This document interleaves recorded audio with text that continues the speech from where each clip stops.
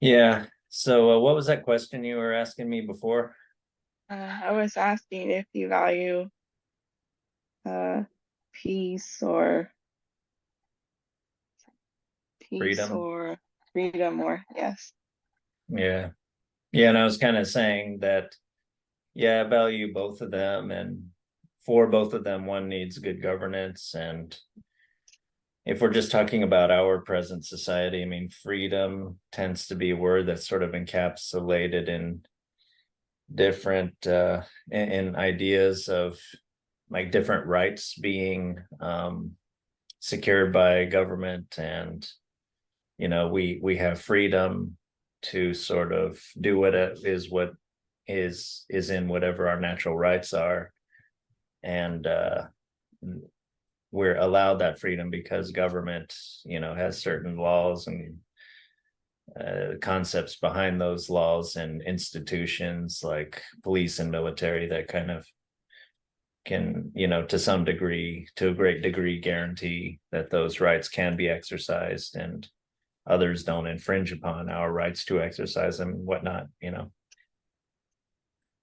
But yeah, and I think one interesting thing that we stumbled upon was concept creep, and the idea that even though what I just delineated can sort of be like a part of what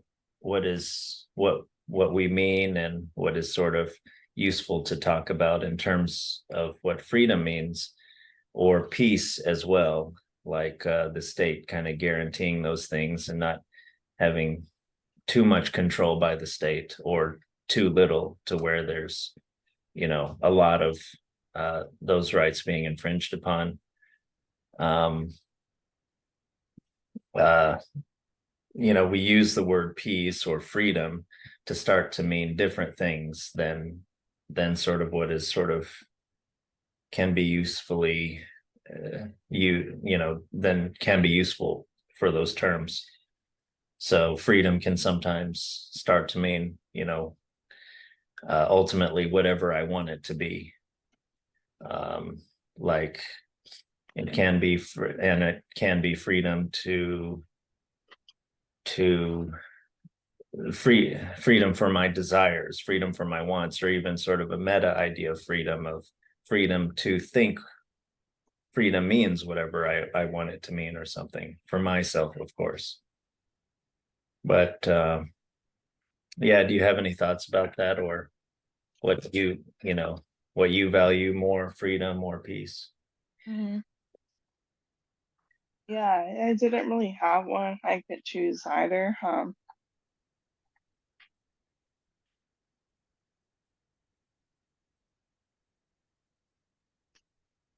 Yeah, it's like kind of I brought up before, just that ideally we just balance the two.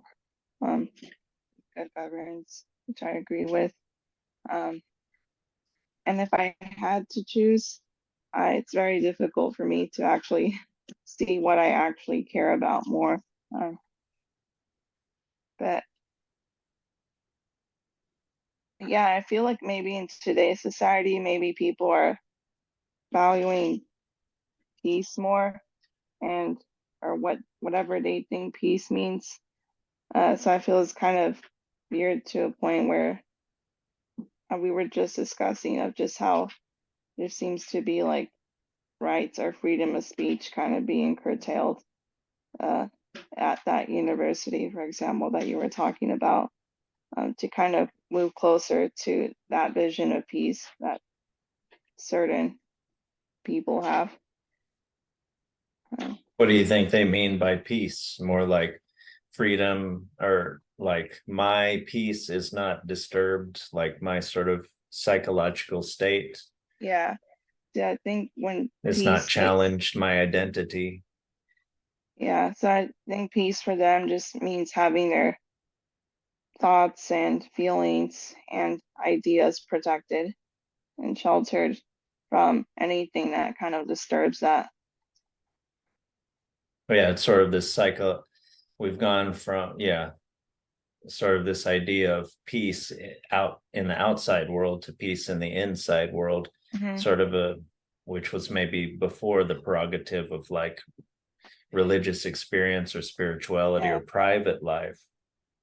And now we've sort of taken the we're trying to enact that onto the public. My yeah, I have a right or something like that not to be perturbed, not to be disturbed. Hmm. My identity, it's not like my rights as an individual or as an American citizen cannot be infringed upon, but more like my identity cannot be infringed upon, which Hmm. of course is, that there can be also concept creep with that, or I can be very strict with how I define identity, and I can have multiple identities, all of which can be offended, and I can protest those being offended. Yeah. Yeah, and like and I feel like this is kind of like a newer idea of peace that's developed, and if that's the kind of concept you have of peace, where you can't really feel anything bad on the inside, like it's, yeah, I don't think that's going to help you grow or develop Yeah, into like a more complete person, because you kind of need that disturbance, that kind of challenge, to learn and experience like the depths, I guess, what yeah, it means to be a person. yeah. Yeah, I guess if we think about it, psychological peace being analogous with peace in like the state, um, yeah, you can have peace is achieved through some amount of strength and also sort of flexibility in things. And you can't have peace if you're constantly harassed by enemies from outside of your state. And that might happen because you do not have an organized, disciplined, strong army.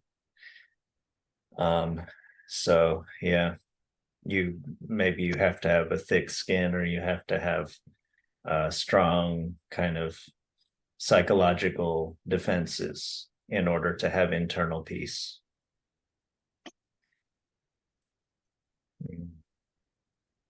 Yeah.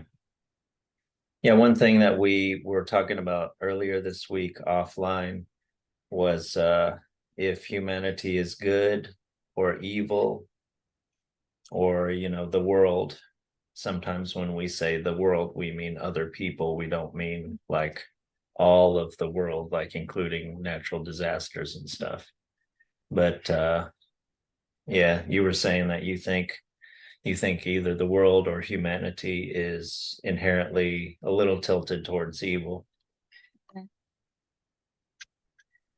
Yeah, but I wouldn't say I'm completely pessimistic, but I kind of do lean more a little towards that. Yeah, I think I was telling you that, yeah, you brought up that, you know, there's good and bad in people depending on certain situations and contexts, and depending on what it is, like one side kind of shines through. Um, I guess you were kind of trying to say that people are complicated, right? Or Yeah, people are complex. yeah. Um, yeah, so like I agree with that, but uh yeah, I feel that on my based on my personal observations, uh that people just are, it's very hard to resist, I guess, kind of your bad or darker kind of impulses and feelings, and I What feel like about I've seen your what people about just your fall good to that. impulses? Um,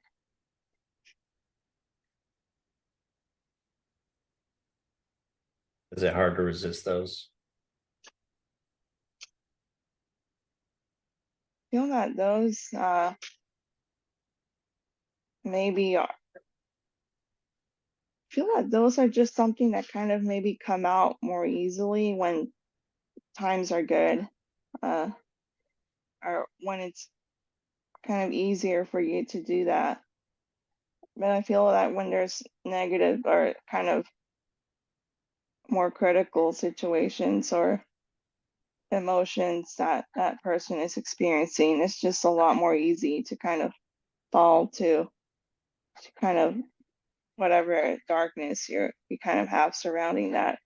And I feel like I've just seen people do that more.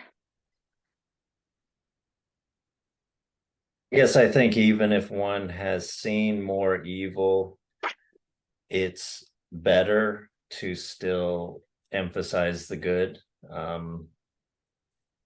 Yeah, I would agree with you that, yeah, the harder the times, the more ugliness one might see.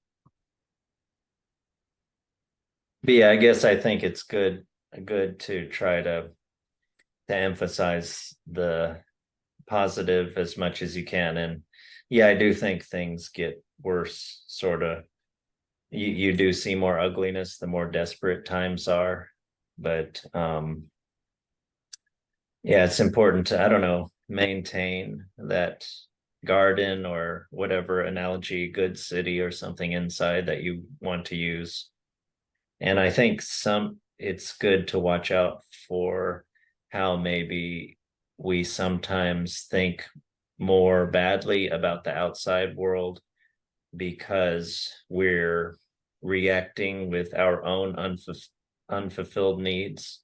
Like maybe we want more approval or more even reputation or resources or something like that. And that's one reason we color the world outside bad, because you know we just want more from the outside world. And I think maybe that's where the morality comes in, of kind of, yeah, self-monitoring, self-knowledge, that kind of thing.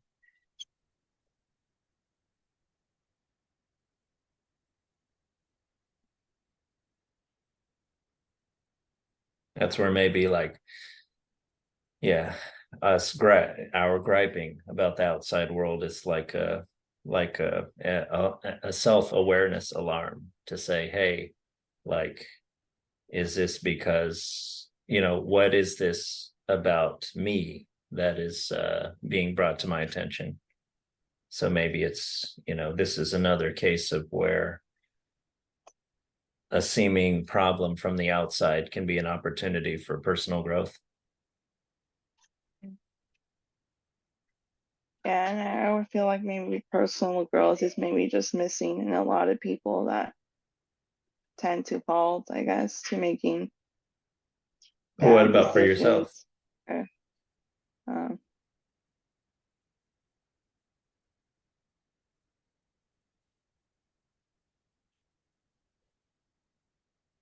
Oh, I don't, did you hear me? I said, what about yourself? yeah, I'm thinking about it. Oh, okay.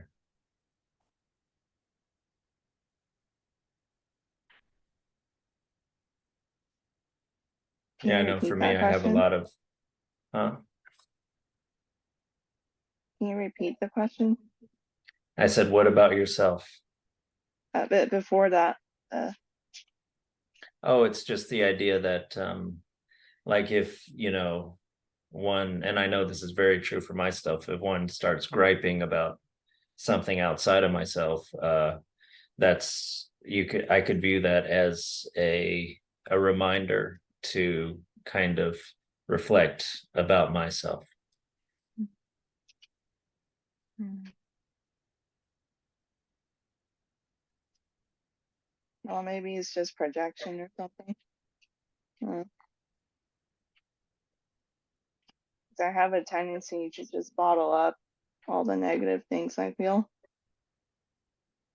and kind of suppress it. Well, that seems less, yeah, that's good to know about yourself, but that seems less morality and more like mental health. I mean, that's probably not good for your mental or ultimately physical health.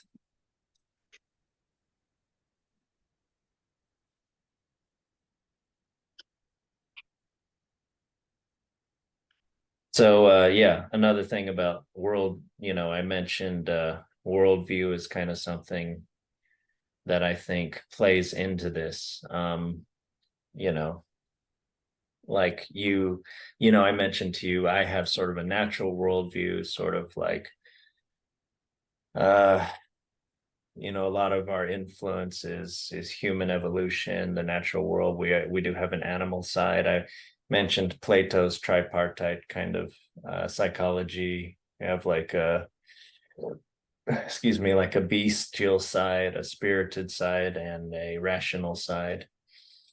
That seems useful to me.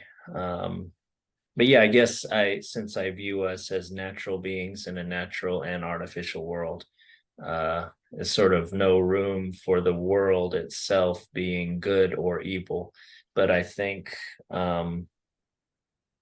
so yeah, so that I would say the world is not good or evil. But then if the question is humanity good or evil? We talked a little bit about that, but I guess I think that those questions are the same in a way, psychologically or spiritually, and that it's good to kind of get your mind to where, you feel that it's neither good nor evil. And I think that's conducive to happiness and morality. Yeah, when you don't think of people as good or evil, and so they're both, and that helps you to sort of uh be happier and be more moral.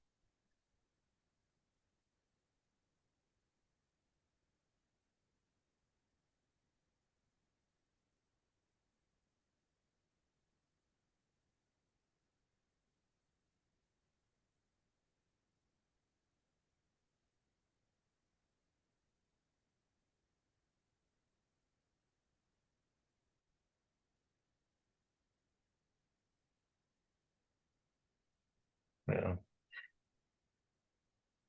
But do you think your worldview has changed since your early Catholic upbringing? Yeah, I did. So I'm not so sure it was maybe as much towards my view of people, but I was very much like a kind of black and white thinker of like certain things about my lifestyle were like good or bad.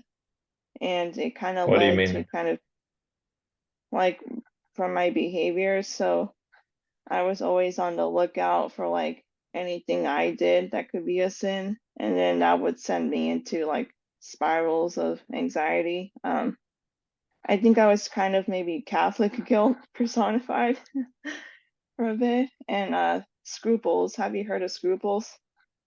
I know what scruples are. I don't know Yeah. if that a specific Catholic meaning of that though.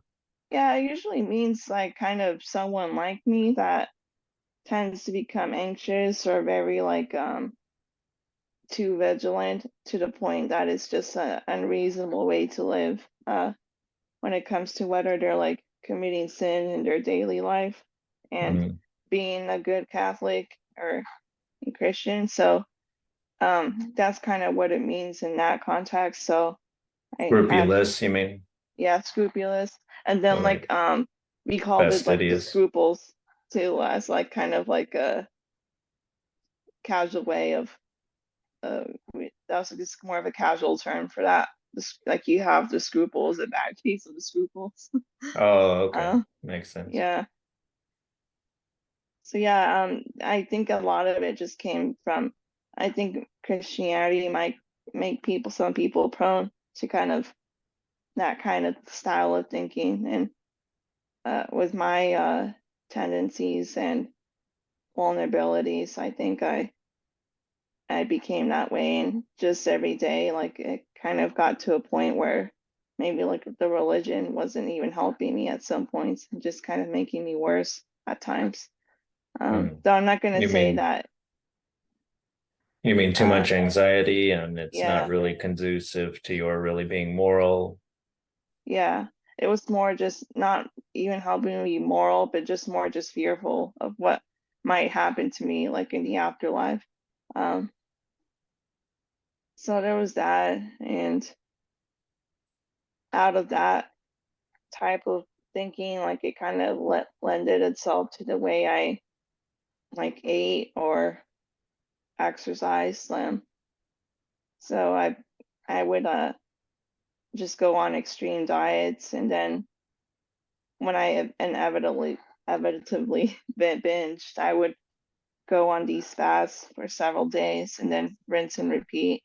Um, so yeah, it was just wasn't a healthy mindset I had. Uh, but I don't blame it all on religion. I think maybe it was just used because when you're young, you're kind of more prone to that style of thinking, and just my circumstances at the time, I think, kind of made me vulnerable.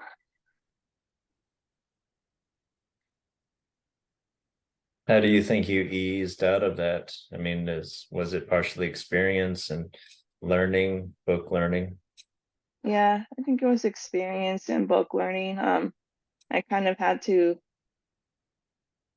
undo and kind of acknowledge or admit that I wasn't getting, I wasn't doing well, and that no, these weren't. I thought I had the answers to like living well, but it obviously wasn't working. So I had to search for new answers to live well and become better.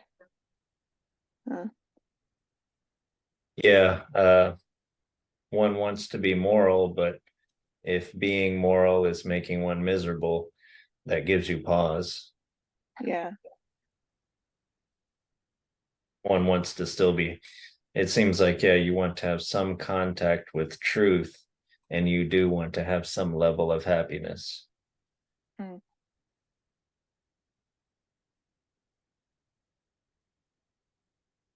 Did your worldview change from learning more biology, evolution, science?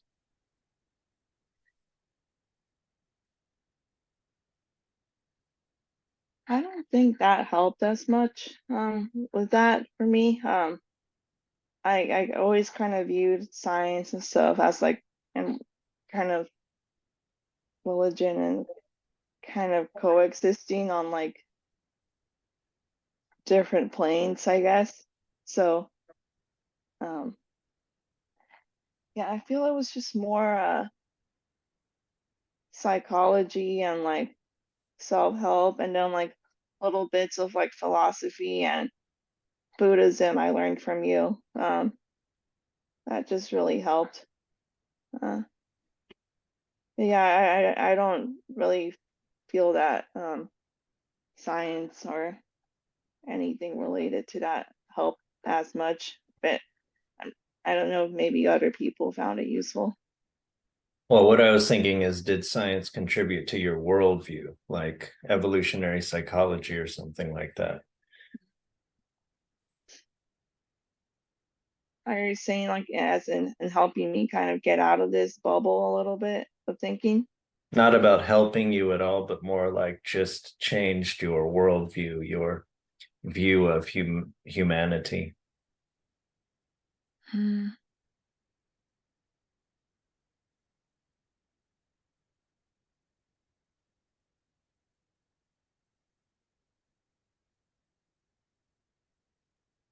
Yeah, I'm not sure how much it did, but um, I guess we kind of watched Chimp Empire and stuff, but kind of learning about chimp society and then kind of knowing that how closely related we are to that um, kind of puts me a little bit in the mindset that like we maybe really are like very close to kind of maybe not having like a concept of morality and kind of um, maybe fall violence, like uh, violence and conflict more easily. Yeah, I mean, there's obviously a lot of parallels between us and other animals, and way before evolutionary psychology. I mean, Plato, for instance, like I just mentioned, has this and I think others have this idea that we have an animal side to us, you know. I think yeah, Darwin wrote a book about animal and human emotions, and he wrote about, I think, all these parallels in emotional expression, like a lot of, you know, detail about emotional expression parallels between humans and animals, like with how they express things on their face. There's obvious, it seems obvious that there's a common origin and there's parallels and everything. And so a lot of what we're experiencing when we have emotions is the same thing that the animals experience, but maybe with stuff on top of it, and you know other cognitive processing, language and stuff that they don't have. But there is a lot of the same stuff also happening, that would have happened way before in our evolutionary history, without some stuff maybe on top of it. Just thinking about the worldview, biblical worldview and things. I heard Yuval Noah Harari say that there is a difference in whether, like, I think he's a secular Jewish person, and he said there is a big difference between people, or whether you acknowledge or whether you think that some document, like say it's the Bible or something like that, has a divine origin or divinely inspired, as Christians argue, or not. And I was just thinking about how in Plato there's a lot of prayers, and like that's like an incantation, or an imputation of divine origin to certain things, like love, for instance, in the symposium that I was just reading. And I was wondered what you thought about whether you ascribe divine origin to something or not, how much it changes it, and what kind of changes, if it does change. uh like, for instance, you could contrast that account of the Bible to like the US Constitution, where with the US Constitution, some people do have this somewhat religious kind of feeling about it. It's like there is an aura of sacredness to it, but they don't literally believe that it was either divinely inspired or a god. It came from a god, like so what do you think about that? Well, I think maybe like ascribing like divinity to something would give maybe sort of like a structure to people's lives, like to What do you live mean by. it gives more authority to a document, and so people will be more likely to sort of have faith in it? Um, I I'm not I'm not sure I mean about the like the object itself, but how it what it gives to people. So I was thinking um, well, yeah, it gives the document authority or some sort of power. And then I think those things could then give like purpose and a sense of meaning to people for like how to, live their lives or overcome like obstacles they might face. And like give something maybe for people to like pass on to generations. Uh, Well, so yeah, I something to think pass on to generations. Yeah, I think it doesn't have to have divine origin for that, but it seems like you're arguing that having divine origin, gives it more authority. Mhm. Um, Yeah, otherwise you kind of have to have philosophy, where the philosophy says there's like, these are natural rights that are endowed by a creator or nature, or these are something inherent to you as a living being, or inherent to you more specifically as like a rational being, like a human being. Yeah. And I would also think it maybe gives like some source of stability, like in a chaotic world too. Um, which I think would is like very grounding for people and comforting at times. Grounding. I can understand the comforting part because gods are, in a way, like to believe that there is a powerful conscious being, or even not conscious, but just a powerful force, like sort of force of nature, something, the sun or something, that we are connected to, that is larger than ourselves, that is comforting. Because yeah, what is not comforting is feeling isolated, Mhm. and that's not healthy mentally. Yeah, I tend to think that, yeah, connecting it to some type of divine thing, even like a Platonic sort of, like, forms, or some kind of true concept or something like that. It does, yeah, it gives you comfort. It gives you a sense of, yeah, Mhm. connection to something larger than yourself. And yeah, that makes you feel less isolated, and also it maybe helps you to relax and to not be to be less likely to fall into the trap Mhm. of endless self-probing anxiety, self-doubt, anxiety about the meaning of your life and the meaning of your actions, or the Mhm. goodness of your actions. um yeah, it seems like to be effective and good in the world, you do have to reflect a lot, and you have to develop knowledge too about the implications of what you're doing. But you do need to have a sense of relaxation when it's time for action, and to just kind of, yeah, do things, and to not, yeah, be endlessly anxious or questioning or um neurotic. And it would seem like some kind of, yeah, but what about in this, some kind of divine imputation to your life, to certain objects or institutions, documents even, would be useful.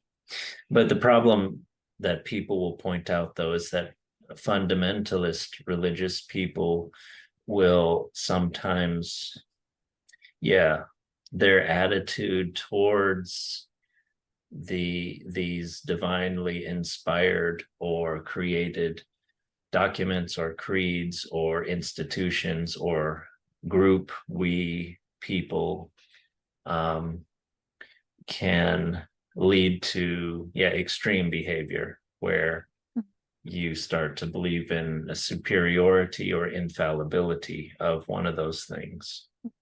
So that can be a problem, because you do need to have a sense of connection to something larger than you and faith in that.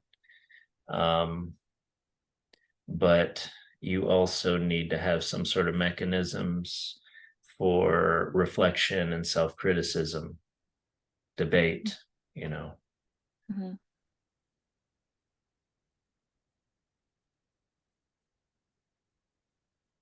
Yeah, I think that that is one of the downsides because when you describe like divinity as something that gives it authority, and authority often like can't be questioned, um, which leads to like a lot of those fundamentalist kind of behaviors you've been Yeah, describing. Yeah. yeah. I mean, I think one thing is what is the nature of that or those divine Mhm. forces? Um, like, if we're taking the Christian idea, it seems like there is a mysterious, contradictory, and complex nature to those divine forces. you have the God of the Old Testament that's much more like a sort of an ancient God that's much more sort of like a very, very powerful and immortal human, has a lot of jealousy, has is violent, things like that. Is kind of like many gods, I think, for many times. But then you have,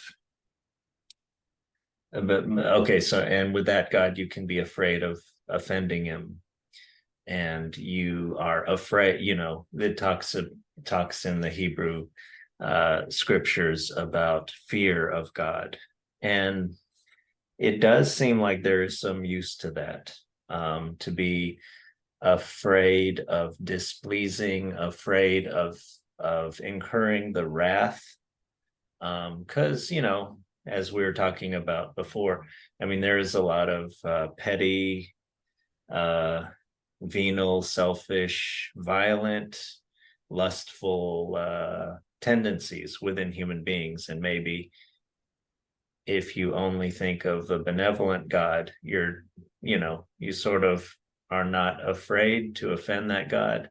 And besides, you know that you can just be forgiven afterwards, And maybe this is a problem with modern times, that we only have this secularized version of the Holy Spirit or of Jesus or something like that.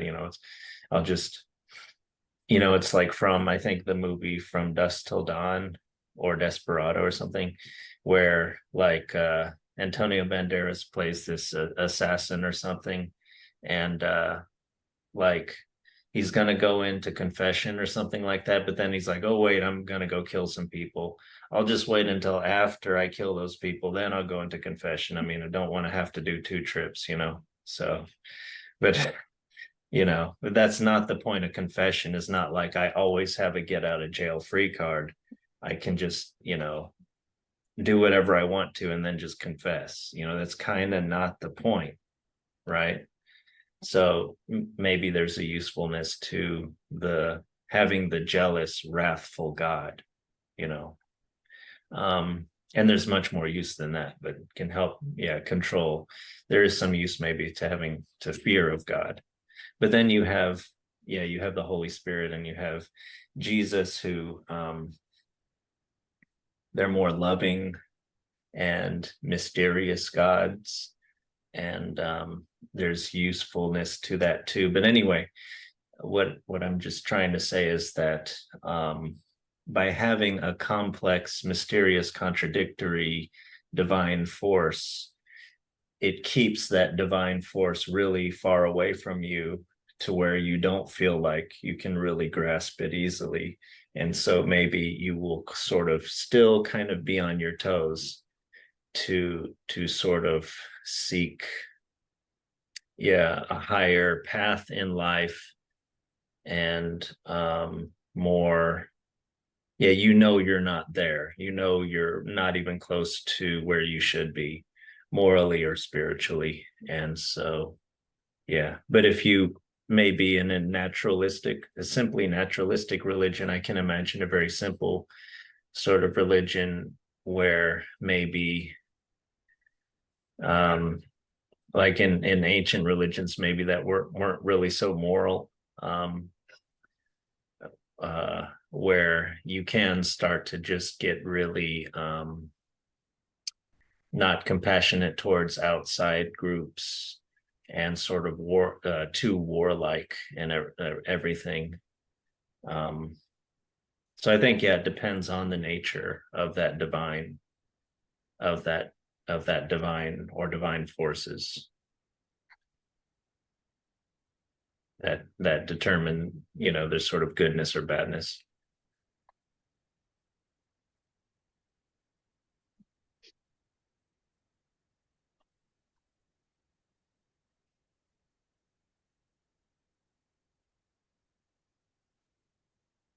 But I think we do have to be able to question it. But I think with certain divine forces, you do feel like you can question it, because you do feel like it's not clear what they are saying. And I guess, again, talking about the Christian context, in thinking it's divinely inspired rather than divinely dictated. It, except for the Ten Commandments or something, but those are, that's, it's not everything. There is a lot of room for debate, questioning, interpretation, and everything.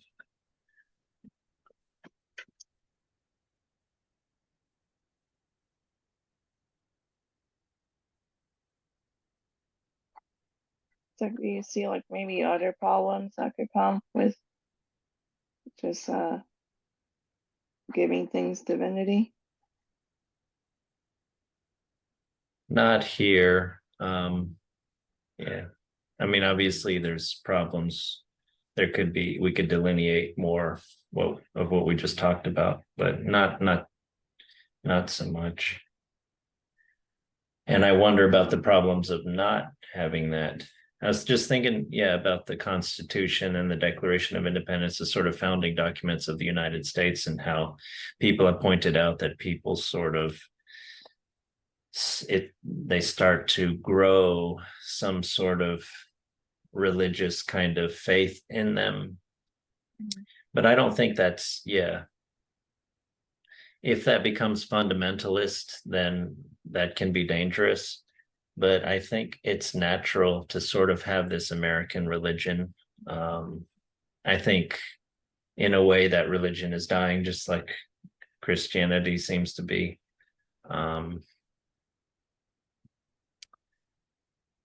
But yeah, I just think, yeah, people have some need for like the sacred, and yeah, it's probably better to do that with pretty good, rational, generous kinds of documents than with ones that are much more parochial and limiting or warlike.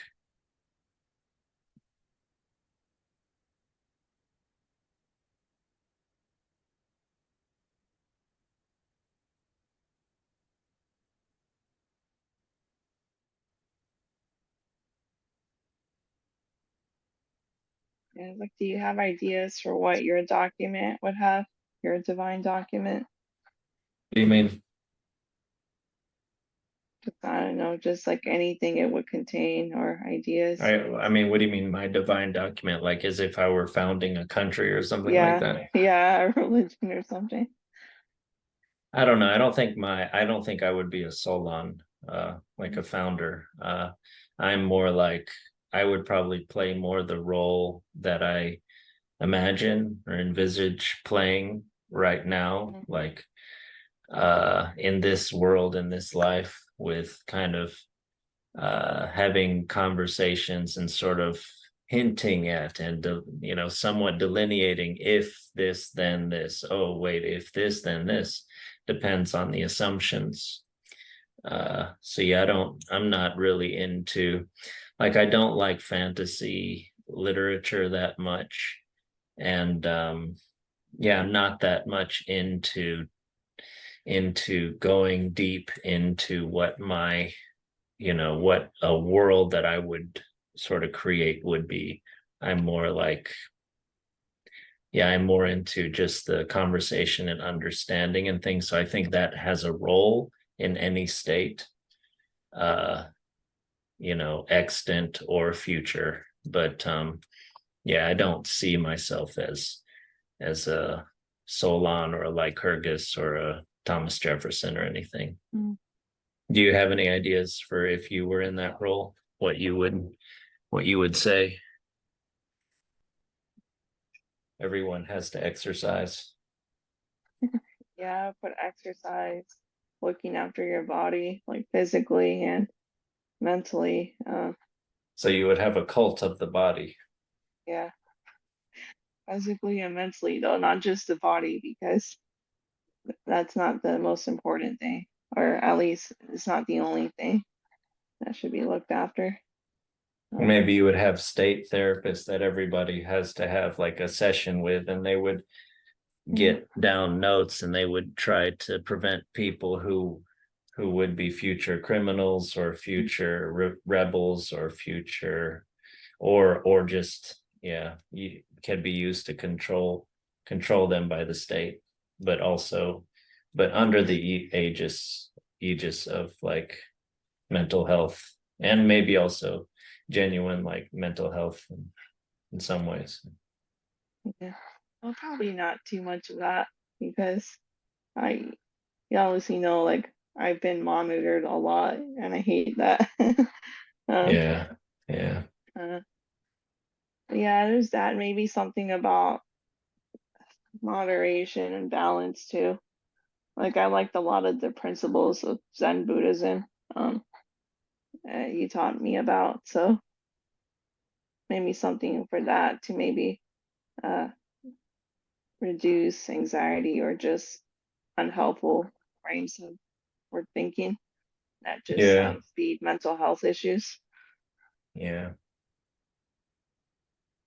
I think a lot of mental health has to do with, yeah, not desiring too much,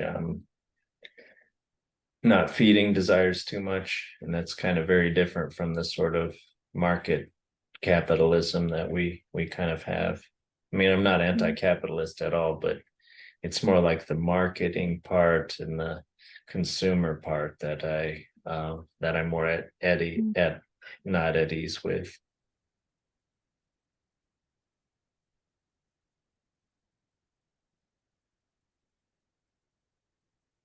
Consumer and marketing distraction, feeding desires, the implication that yeah, desires, fulfillment of current desires will lead to future contentment rather than more desires, and just more waste. I don't like waste. You mentioned Zen Buddhism, and that's famous for its minimalist aesthetic, you know. mm. Yeah.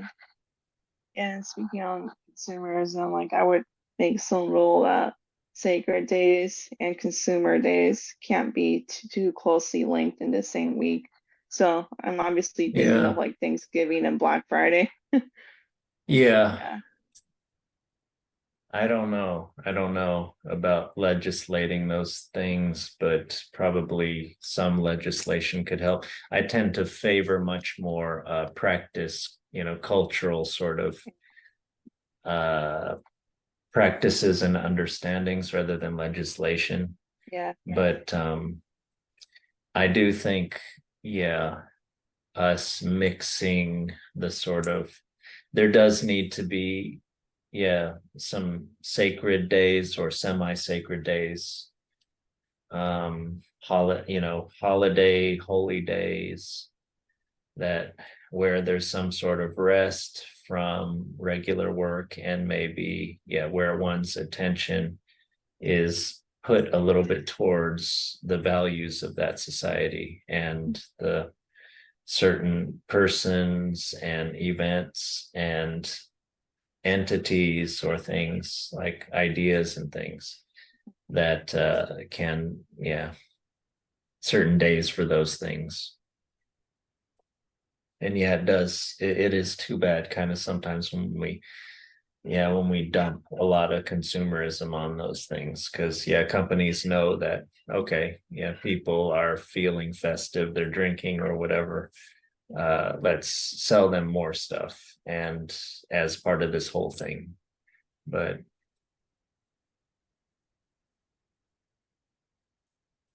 yeah, yeah, you do need some yeah, rest days, some days that are not regular days. We need holidays or holidays. Yeah. So I think just maybe kind of making more room for like that divinity in our life than we have now. Yeah, I think that's, however you do it, is extremely important.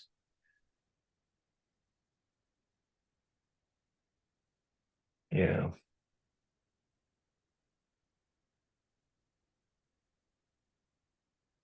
Well, anything else? Mm, I think I'm good. Okay.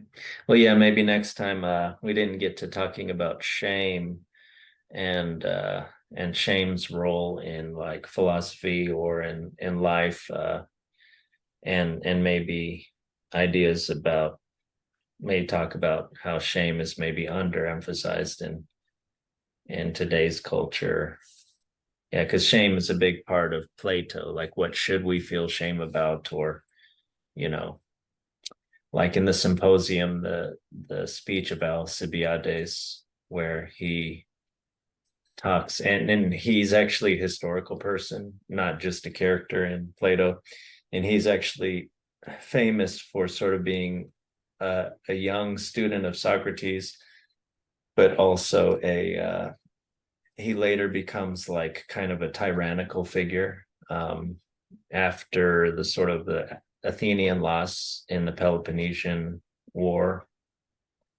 So, but in the symposium, he talks, that passage that I read to you, where he talks about how, well, maybe I could read a little bit of it just Hmm. as a kind of preview. I was so moved by this. Um,